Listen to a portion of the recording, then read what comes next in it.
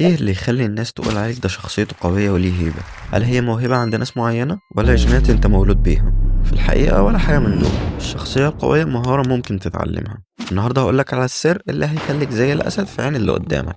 الأول لازم تعرف ازاي ما تكونش شخصية ضعيفة. اللي بيخش أي مكان مش عايز حد يلاحظه بيبان عليه إنه غلبان، واللي بيتهرب من أي نقاش وبيحس إن كلمته مش بتتسمع. كل ده عشان ما يعرفش إن الشخصية القوية دي بتتبني زي العضلات. وعشان تبنيها هقولك على 3 حاجات تركز عليهم الفترة الجاية. أول حاجة، اتكلم ببطء وثقة. محدش بيجري وراك، ما تسرعش في الكلام إلا لو أنت بترعب. اللي بيتهته ويتلخبط في الكلام الناس بتشوفه ضعيف. فكر في الكلام قبل ما تقوله، ولما تتكلم اتكلم بصوت عالي وواضح، وتعلم تبص في عين اللي قدامك وانت بتكلمه، ساعتها هيكون مجبور انه يحترمك. جرب تسجل لنفسك وانت بتتكلم وشوف الفرق بين طريقة الكلام السريعة وبين الكلام بهدوء وثقة، وانت هتعرف الفرق بنفسك. وتاني حاجة، انك تقف وتقعد بقوة. ما تبقاش منكمش في نفسك كده وتاخد وضعية انا مختفي. لازم تهتم بوضعية جسمك، ظهرك يكون مفرود وكتافك لورا.